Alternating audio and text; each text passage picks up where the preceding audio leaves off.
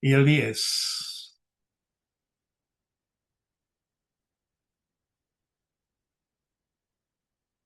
Esta mañana he titulado el mensaje, un título que quizá a usted le suene familiar, porque los últimos días, la última semana del año, tuvimos un devocional al respecto, ¿verdad? Lo estuvimos viendo por algunos días. Usted ya sabrá de qué estoy hablando. Pasión y propósito. Pero le he agregado más a esas dos palabras, pasión y propósito. Le he agregado una frase que me gustaría que resuene en su mente. Pasión y propósito, no se conforme con menos. No se conforme con menos. Y nuestro pasaje guía esta mañana está en Efesios capítulo 2, 4 al 5 y versículo 10. Dice la palabra del Señor: pero Dios, que es rico en misericordia, por su gran amor con que nos amó, aun estando nosotros muertos en pecados, nos dio vida juntamente con Cristo. Por gracia sois salvos. Y el versículo 10 nos dice: porque somos hechura suya, creados en Cristo Jesús para buenas obras, las cuales Dios preparó de antemano para que anduviésemos en ellas. Padre amado, Padre bendito, gracias Señor, te damos por esta mañana, por este tiempo, por este medio en el cual, Padre, podemos compartir y recibir tu palabra. Gracias, Señor, por la vida de cada uno de mis hermanos. Te pido, Señor, bendición para cada hogar representado y que tu palabra, Señor, llegue y selle lo que tenga que sellar, Padre. Llegue y compita con alguna idea errónea que hay en nuestro corazón. Bendice este tiempo en el nombre de Jesús. Amén, Señor. Y sí, le leo nuevamente el versículo. Es muy importante, sí.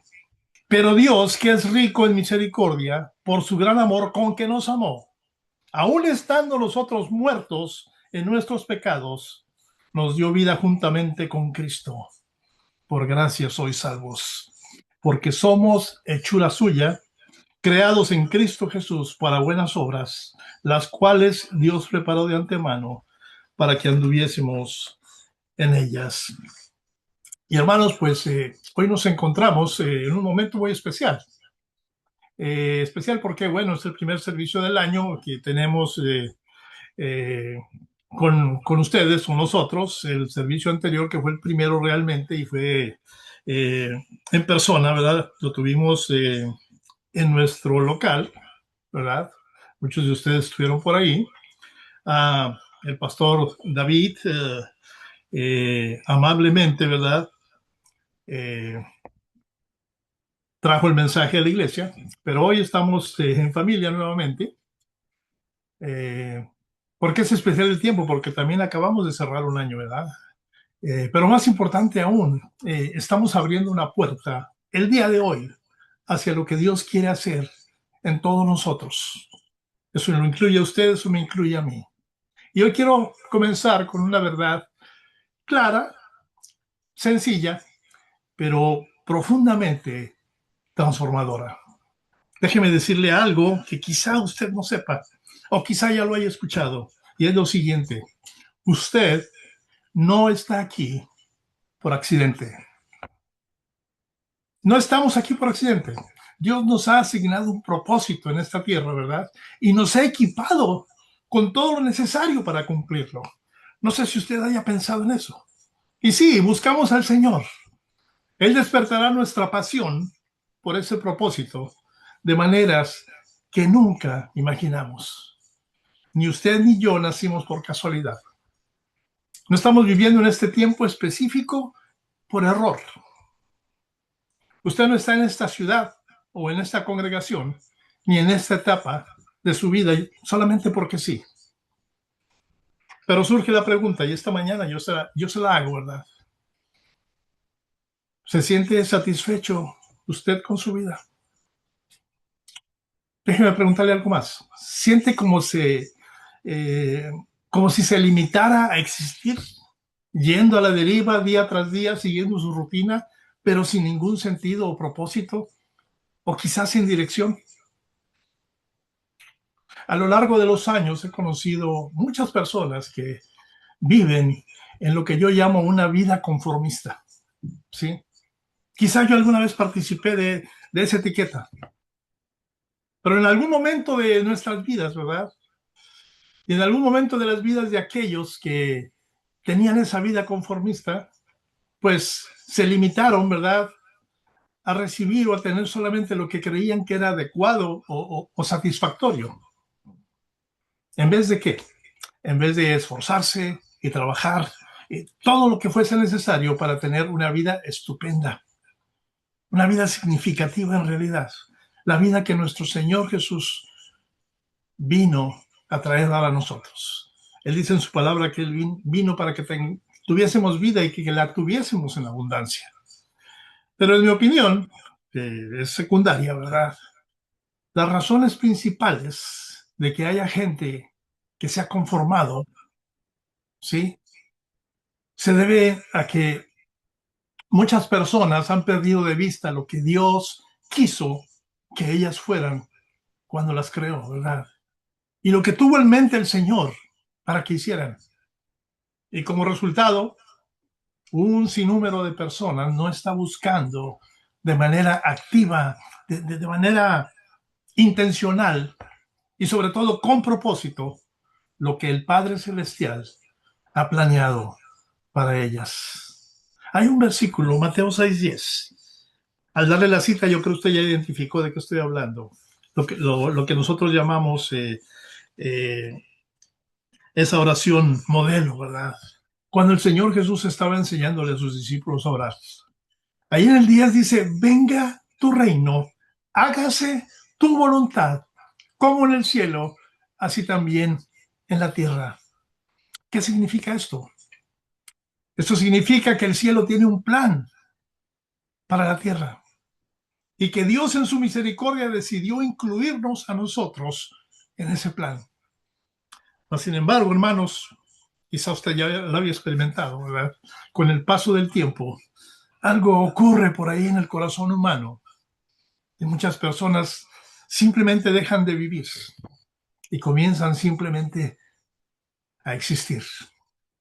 Sí, se levantan, eh, cumplen rutinas, trabajan, sobreviven, pero en el fondo del alma, hermanos, por ahí se desliza una pregunta silenciosa.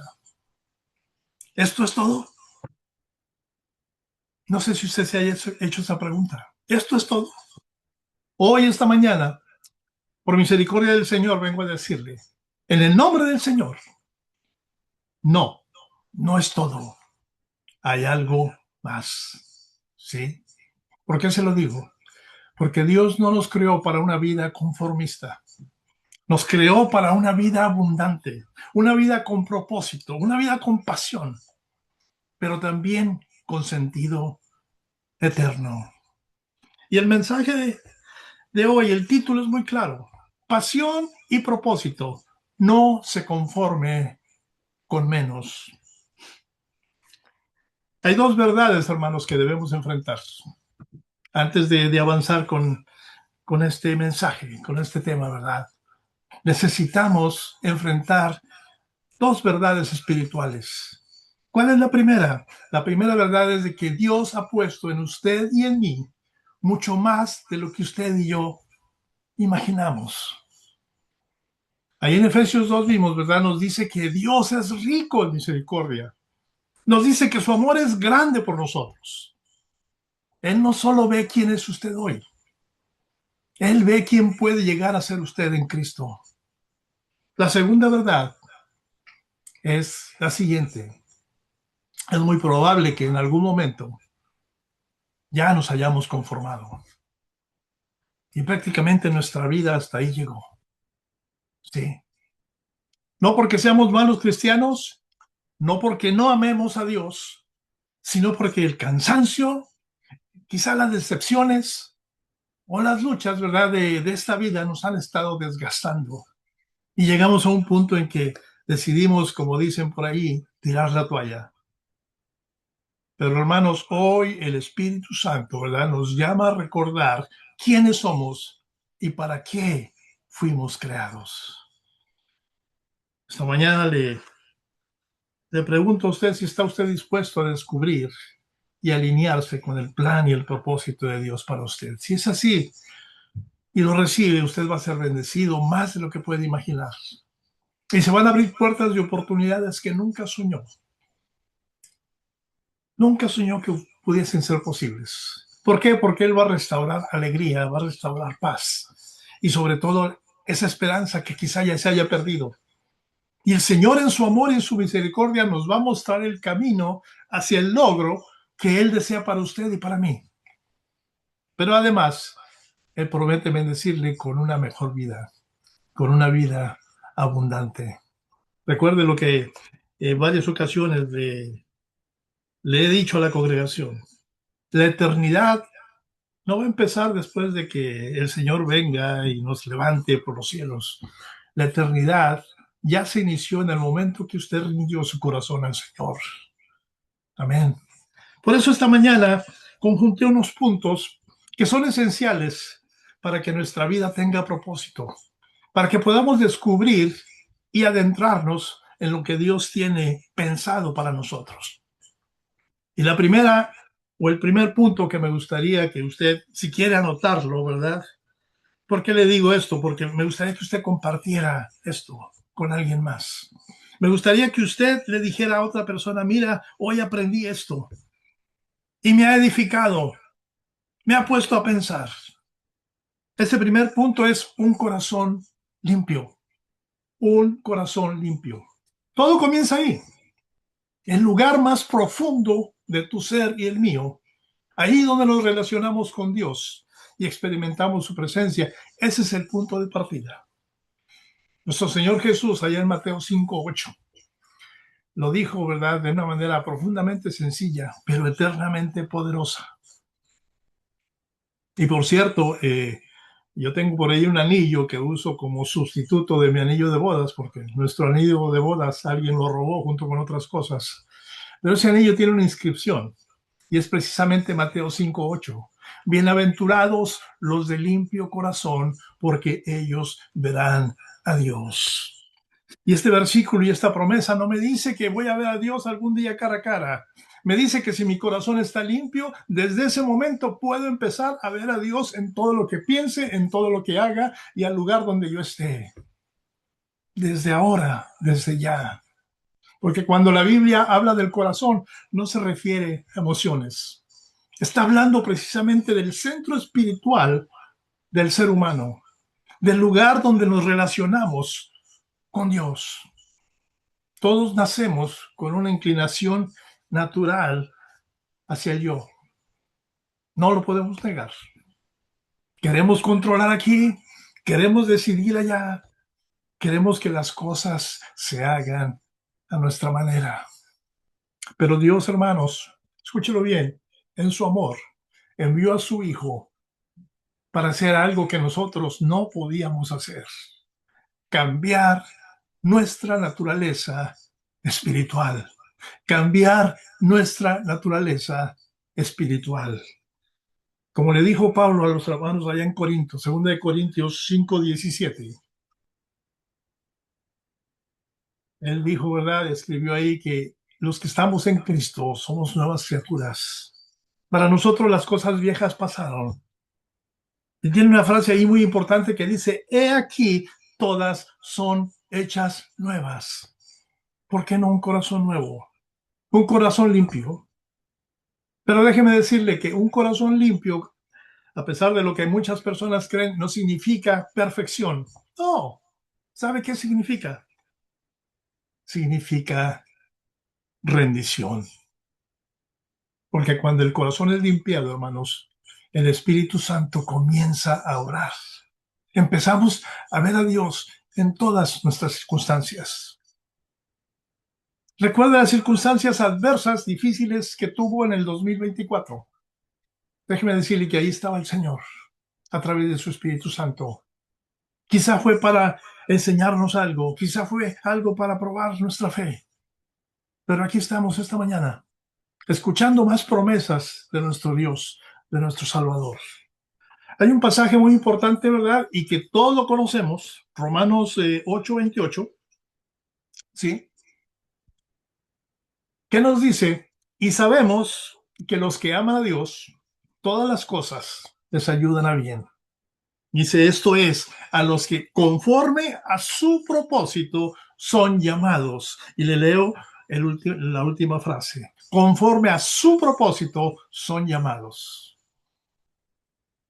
Mi oración es de que relativo a este versículo, que este versículo deje de ser un versículo bonito y se convierta en una experiencia real en su vida.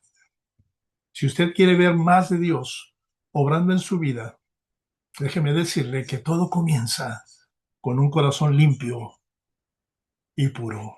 Amén. Hay un segundo punto que también es importante. Una mente limpia, la mente de Cristo. Eso es lo que significa la mente limpia, tener la mente de Cristo. Nuestra mente nunca se va a comparar en limpieza con la mente de nuestro Señor Jesucristo. ¿Sí? Porque ya tenemos ahora un corazón transformado, ya se lo pedimos al Señor. Su Santo Espíritu ha logrado eso en nosotros, ¿verdad? Pero también se necesita, junto con ello, una mente renovada. La clave para tener una mente limpia, ¿sabe usted qué es? Es buscar una relación íntima y personal con nuestro Señor Jesús. Debemos desear conocerlo. Debemos llegar a ser como Él. El Señor debe ser nuestro Salvador, pero también nuestro modelo a seguir. Pablo le escribió a los hermanos en Filipenses capítulo 2, versículos 5 y al 8. Él les dijo a los hermanos filipenses, haya pues en vosotros ese sentir que hubo también en Cristo Jesús, el cual siendo en forma de Dios, no estimó al ser igual a Dios como cosa a que aferrarse, sino que se despojó a sí mismo, tomando forma de siervo, hecho semejante a los hombres, y estando en la condición de hombre, se humilló a sí mismo, haciéndose obediente hasta la muerte y muerte de cruz. ¿Sabe algo? Mi Señor Jesús sabía quién era Él, sabía para qué había venido, pero aún así se consideraba a sí mismo como un siervo. Tener la mente de Cristo significa vivir con una decisión tomada de antemano. ¿Sabe cuál es esa decisión? Obedecer. Obedecer. Mi Señor Jesús obedeció al Padre en todo lo que hizo sobre la faz de esta tierra. Y ahora tenemos ese resultado. Al final, en la hora cercana, Él le dijo al Padre, hágase tu voluntad, no la mía. Y hay una voluntad del Señor Todopoderoso para ti y para mí, la cual llamamos propósito, ¿verdad? Pero tenemos que obedecer. No obedecer cuando entendemos todo. No obedecer cuando todo está fácil. Obedecer simplemente porque confiamos en el Padre. Y usted se preguntará, pastor, ¿qué se requiere para tener una mente limpia? Bueno, déjeme decirle algo que he repetido muchas veces. Permita que la palabra de Dios reprograme sus pensamientos. Rechace mentiras que el mundo le ha enseñado. Busque la verdad personalmente, cada día. Nunca alcanzaremos el propósito de Dios pensando de la misma manera que el mundo piensa. Usted puede verlo, sobre todo las noticias que yo recomiendo no las vea porque deprimen realmente, ¿verdad? Pero déjeme decirle que en el Señor usted puede tener una mente limpia. Usted puede llegar a tener una mente enfocada en Cristo, en tanto que persiga su pasión, ¿verdad? Y el propósito que Dios tiene para su vida. Yo le sugiero que elija hacer de la perspectiva del Padre una perspectiva celestial. Haga la suya. Haga de los pensamientos de Él sus pensamientos. Eso nos llevará a otro nivel en nuestra vida espiritual y empezarán los resultados de ese sacrificio, porque no es fácil. Amén. Le doy el punto número 3. Y esta semana hemos estado viendo unos devocionales relativos a esto, ¿sí? Utilice sus dones. Utilicemos nuestros dones. Hay algo importante que tiene que cambiar nuestra manera de pensar. Dios no crea copias. Dios crea personas únicas. Cada uno de ustedes, mis hermanos preciosos, son únicos. No hay una copia de usted, no hay un clon de usted. El Señor en su misericordia, en su sabiduría, lo creó único. Cuando usted y yo desarrollamos esos atributos que Dios nos ha dado y los estamos usando para servir a otras personas con amor, se van a poder lograr muchas y grandes cosas. Sí, pero si usted trata de funcionar al margen de sus talentos o por ahí usted intenta usar sus habilidades de maneras distintas a las planeadas por Dios, usted se va a estar dirigiendo a una vida llena de ansiedad, a una vida llena de frustración, y el fracaso estará a la vuelta de la esquina. Efesios 2:10. Efesios 2:10 nos dice que somos hechura suya, ¿sí? Creados para buenas obras que Él preparó de antemano para nosotros. Y agrega Pablo ahí, para que anduviésemos en ellas, ¿sí? Y solo el Espíritu Santo puede hacer la obra de moldear y coordinar todas las áreas de nuestra vida. ¿Por qué? Porque es necesario que reflejen con brillantez la luz del Señor. Yo le recuerdo, hermano, esta mañana que sus dones no son un accidente. Esa personalidad que usted tiene no es un error. Es más, me atrevo a decir que su historia, sí, desde la salida del vientre de nuestras madres, no es coincidencia. Pero cuando una persona ignora sus dones, llega la frustración a nuestras vidas, ¿sí? Cuando usamos lo que el Señor nos ha dado fuera del diseño de Dios, vamos a vivir cansados. Pero cuando los usamos para la gloria de Dios, la vida va a ser plena, la vida va a ser completa, la vida va a ser abundante como el Señor la prometió. Esta mañana yo le pido que no olvide lo siguiente. Su potencial y el mío están escondidos, están escondidos dentro de esos dones que Dios nos ha dado. No lo olvide, hermano. El siguiente punto es algo que pasamos por alto muy seguido y que no le damos la debida importancia. Punto número 4, un cuerpo saludable. Un cuerpo saludable. Ni usted ni yo podremos alcanzar nuestro potencial pleno y cumplir con el propósito que Dios tiene para nuestra vida, o incluso hacer un buen esfuerzo hacia esa búsqueda de todo ello, ¿verdad? Si usted y yo no estamos bien a nivel físico. No sé en qué lugar y cuándo fue la última ocasión en que usted escuchó esto desde un púlpito, en un sermón. Hablar de nuestro cuerpo. No se supone que debemos de hablar del Espíritu, de las obras del Señor, de su grandeza, de sus promesas. ¿Por qué hablar del cuerpo? Le digo, lo pasamos por alto muchas veces. ¿Sí?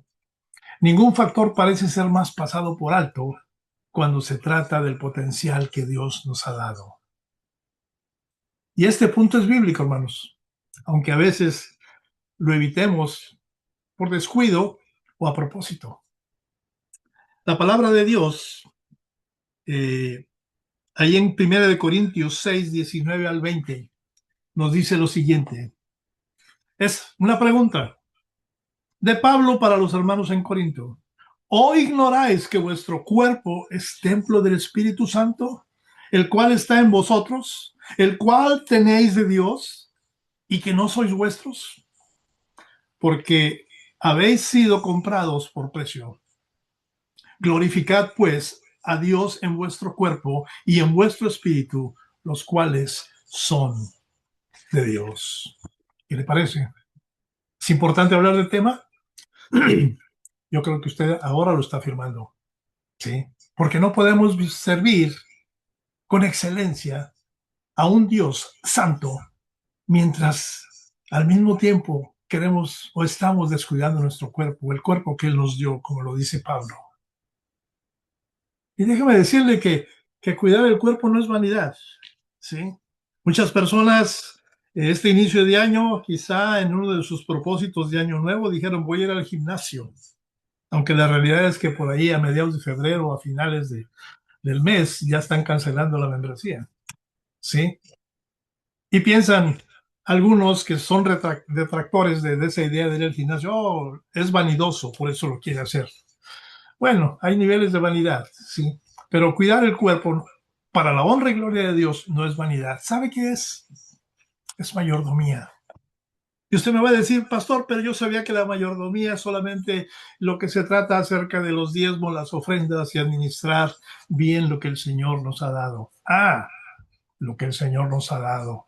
Nos acaba de decir Pablo que nuestro cuerpo y nuestro espíritu son de Dios. Sí, tenemos también que ser buenos administradores de ese cuerpo que el Señor nos dio. Sí. ¿Por qué, hermanos? Porque un cuerpo saludable nos va a permitir hacer muchas cosas para el reino, empezando con nuestra propia espiritualidad. Vamos a poder tener claridad mental, vamos a poder perseverar en el llamado y vamos a poder servir con energía, pero también con gozo. Sí. Según Pablo, hermanos, cada uno de nosotros tiene la responsabilidad como cristiano de asegurarse, ¿verdad?, que las conductas asociadas con nuestro cuerpo físico también honren a Dios.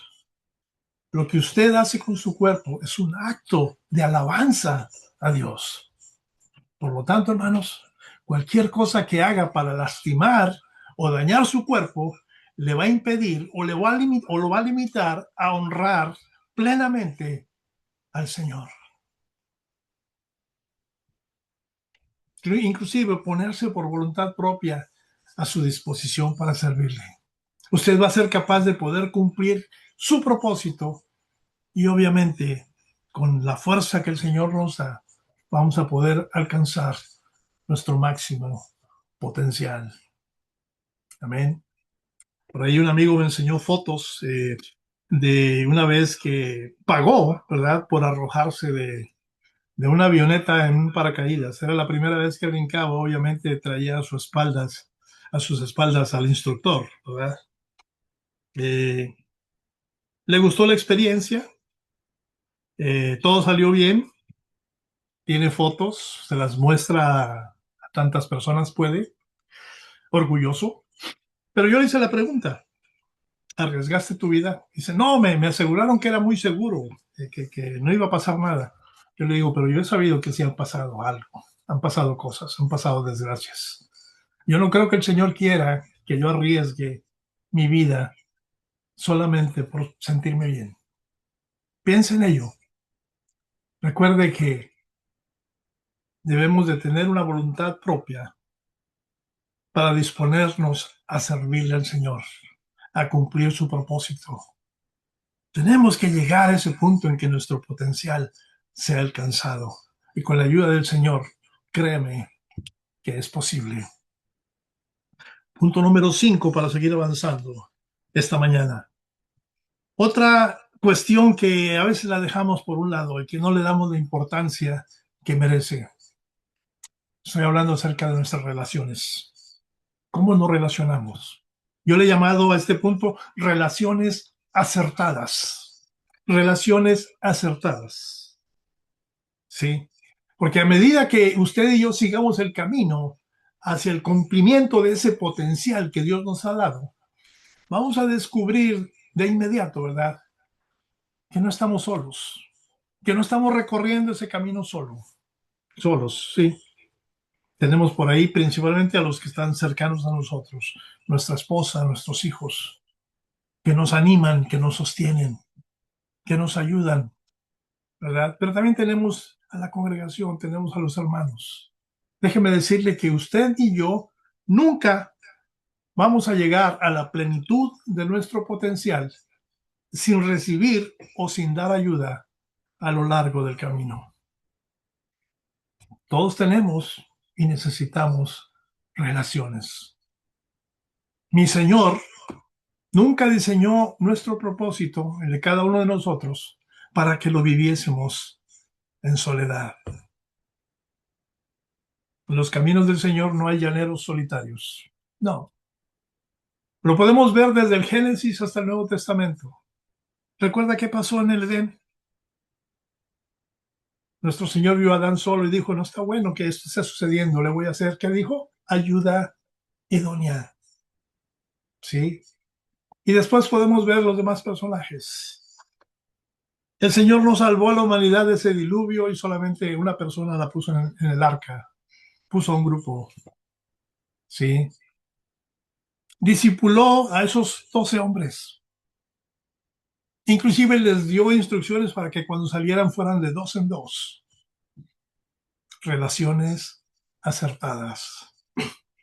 ¿Qué pasa con las relaciones? ¿Cuál es el efecto de relacionarnos? Bueno, déjeme decirle que la palabra nos da una guía precisa de qué es lo que sucede. Por ejemplo, Proverbios 27:17. Dice, hierro con hierro se aguza, y así el hombre aguza el rostro de su amigo. ¿Qué hacen las relaciones? Nos afilan, ¿sí? Pero también nos sostienen. Porque Gálatas 6:2 nos dice, sobrellevad los unos las cargas de los otros y cumplid así la ley de Cristo. Y ya tenemos aquí dos características que las relaciones están haciendo en nuestras vidas. Nos están afilando, ¿sí? Nos están aguzando, nos están sosteniendo. Pero hay algo importante aún más que las relaciones provocan en nuestras vidas. Nos impulsan, ¿sí? El autor de Hebreos, por ahí dijo lo siguiente, Hebreos 10, capítulo 24 y 25. Él dijo, y considerémonos unos a otros para estimularnos al amor y a las buenas obras, no dejando de congregarnos, como algunos tienen por costumbre, sino exhortándonos, y tanto más, cuanto veis que aquel día se acerca. Hermano que me escuchas, algunas relaciones acercan al propósito. Pero tengamos cuidado, porque otras lo retrasan. Amén. ¿Qué podemos hacer, pastor? Usted puede preguntar, bueno, hay algo bien simple, pero quizá a veces difícil de hacer. Dice la palabra orar sin cesar. Yo le agrego a eso que usted, en el momento que está en relación con el Señor, en oración, lo haga de esta manera. Pida discernimiento. Discernimiento acerca de cuáles son las relaciones que el Señor quiere incluir en su vida para que su propósito resalte y se cumpla. Porque el plan de Dios, hermanos, para cada uno de nosotros es estar en relaciones que provean ayuda, que provean asistencia y que sea mutuo, ¿sí? Así como usted necesita a otros para tener ayuda y amistad, ellos también necesitan de usted por las mismas razones. En gran medida, hermanos, las relaciones determinan las maneras en las que usted persigue su potencial y cumple el plan de Dios para su vida. Yo les sugiero que se rodee de personas que amen a Dios. Y si las ha encontrado, caminen juntos hacia Él. Será de bendición para su vida y será de bendición para ellos también. Note que las palabras del autor de Hebreos hablan acerca de no dejar de congregarnos. Quizá ahí está la clave para encontrar esas relaciones que deberían de existir en nuestra vida diaria. Piénselo, hermano. Ore por discernimiento, como se lo dije anteriormente. Hay un punto más, ese sería el penúltimo, ¿sí? Una agenda equilibrada. Pastor, ¿de qué está hablando? Estoy hablando de una agenda equilibrada. Déjeme le pregunto, ¿habla usted con Dios en cuanto a sus planes? ¿O se lanza cada día a una rutina a veces casi frenética? Porque nos ocupamos de cosas innumerables. Le pregunto también, ¿se apresura de un lugar a otro y de una tarea a otra pensando que con todo ese ajetreo, ¿verdad?, está realizando un trabajo real o está estableciendo alguna relación real? La verdad, hermanos, es que una agenda equilibrada está estructurada de acuerdo con el propósito de Dios, ese propósito que Dios ha establecido para su vida. Si miramos a nuestro Señor Jesús como ejemplo, ¿verdad?, nos vamos a dar cuenta de que es posible que esa agenda ajetreada que tenemos y que le deja solamente una porción de nuestro tiempo a nuestro Señor y a nuestro propósito, puede cambiar, ¿sí? Miremos al Señor Jesús como nuestro ejemplo. Él controlaba su agenda conforme al plan del Padre. Mi Señor Jesús nunca se rigió durante su tiempo aquí en la tierra por su propia agenda. Mi Señor Jesús nunca vivió apurado, como algunas veces hemos estado usted y yo, apurados. ¿Sí? ¿Por qué? Dice Juan 5:19 que él vivía alineado con el Padre. ¿Cómo lo dijo? Dice Juan 5:19, respondió entonces Jesús y les dijo, de cierto os digo, no puede el Hijo hacer nada por sí mismo sino lo que ve hacer al Padre, porque todo lo que el Padre hace, también lo hace el Hijo igualmente. Gloria a Dios. Nuestro Señor Jesús nunca se justificó, nunca dio excusas, nunca corrió, nunca tuvo prisas. Aun cuando le dijeron que su amigo Lázaro había muerto, él tomó su tiempo, porque él sabía lo que venía, él sabía lo que él iba a hacer. Él sabía que lo que seguía era transformar corazones y mentes, aparte de resucitar a su amigo. ¿Sí?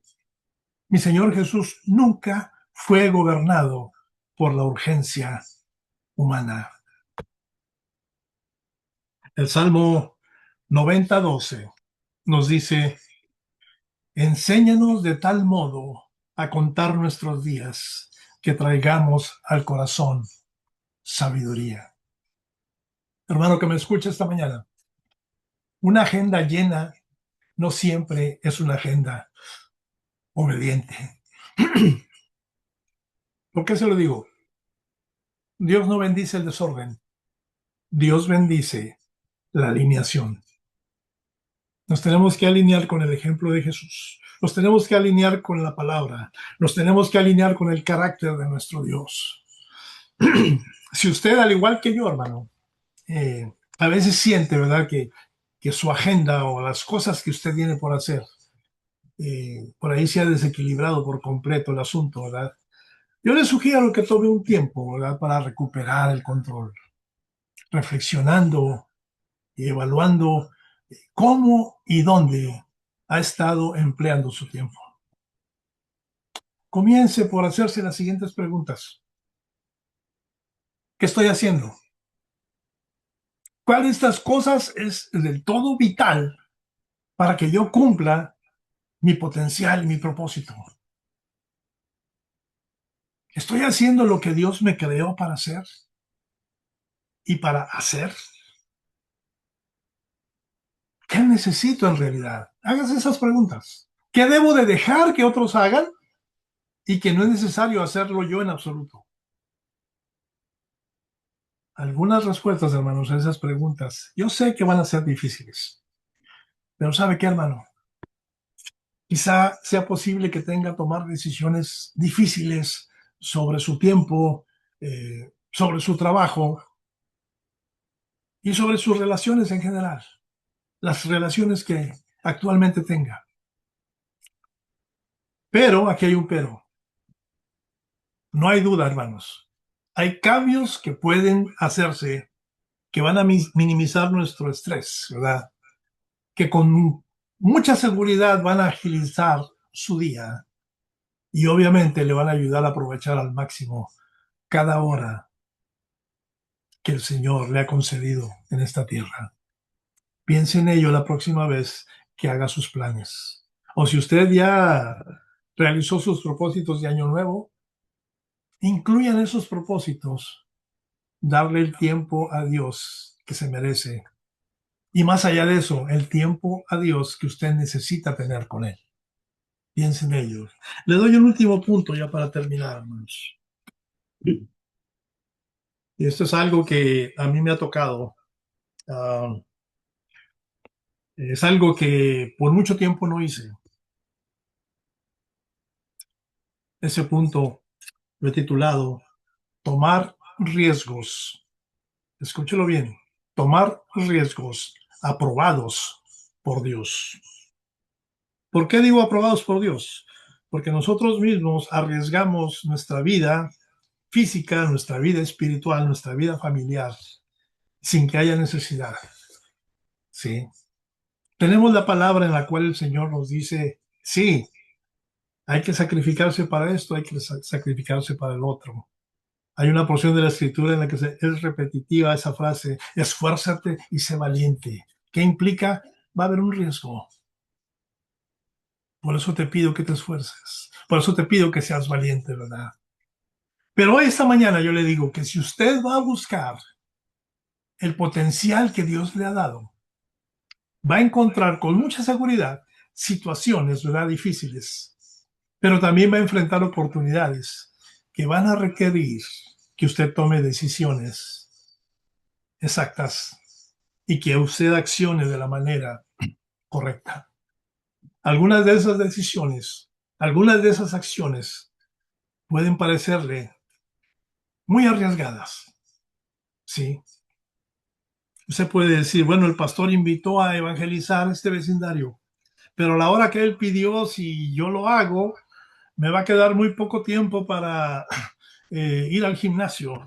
Me va a quedar muy poco tiempo para ir a visitar a los amigos. O voy a quedar muy cansado y al otro día tengo que trabajar. Y empezamos a ponerle en riesgo a lo que forma parte de nuestro propósito.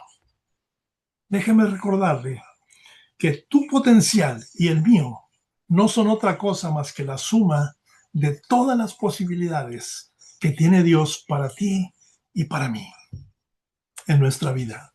Sí. Y la verdad es que usted y yo no tenemos en absoluto ninguna manera de comprender todas las posibilidades que solamente un Dios omnisciente e infinito puede ver. Usted no puede saber con su mente finita, ¿verdad? Y esa perspectiva limitada que todos tenemos de lo que Él sabe. Por lo tanto, nos toca confiar en Dios. Y confiar en Dios no en una cosa o en la otra, confiar en Él en todas las cosas, confiar en Él con nuestras relaciones, confiar en Él en nuestras elecciones y decisiones, porque todo eso conlleva un riesgo considerable, pero Él está ahí, atento a nuestro caminar. El riesgo, hermanos, después de todo, es parte de la naturaleza misma de la fe. Porque la fe siempre implica riesgo. Recuerde a Pedro. Pedro caminó sobre el agua.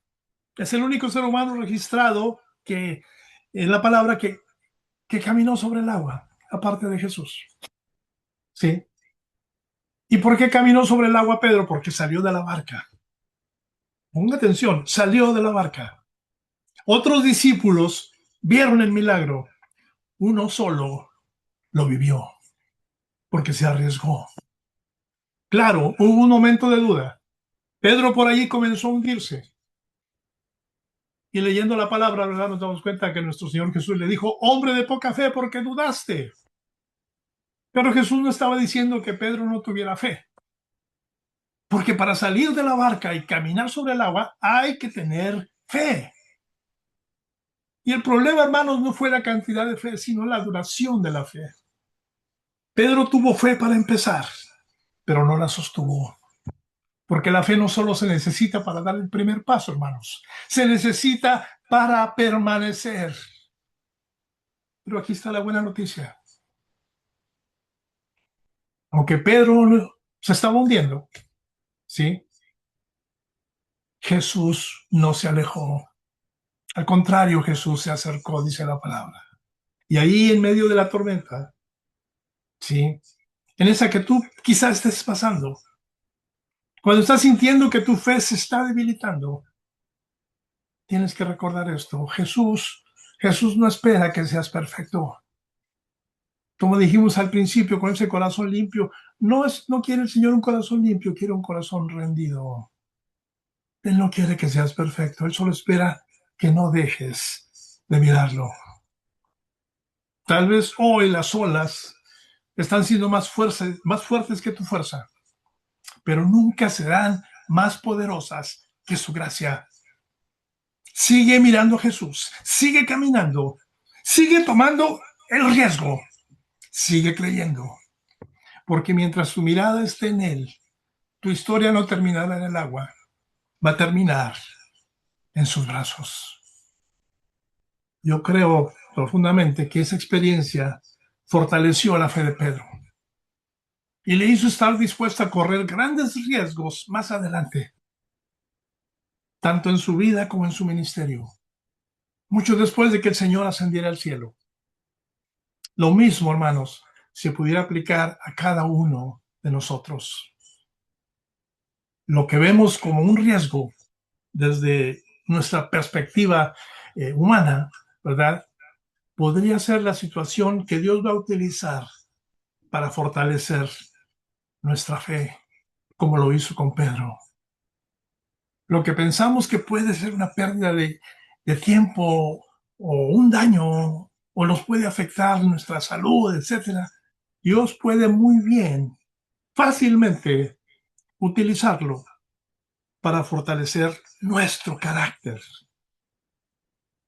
Y lo que vemos humanamente como un riesgo, podría ser muy bien que Dios lo utilice para llevarnos un paso más gigante, más cerca de cumplir nuestro propósito y lograr así nuestro máximo potencial que Él ya lo había diseñado en su mente para nosotros.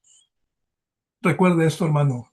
La próxima vez que tome usted una decisión que lo va a llevar a acercarse a ese propósito, el riesgo fortalece la fe, forma el carácter, nos acerca al propósito.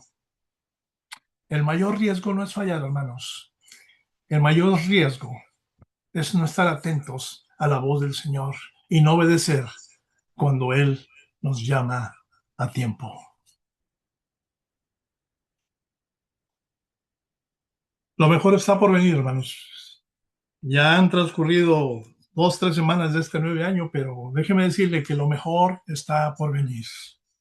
No importa su edad, no importa su pasado, no importa cuánto haya logrado. ¿Sabe qué? Dios todavía tiene más. Jesús dijo que el Padre es glorificado cuando llevamos mucho fruto.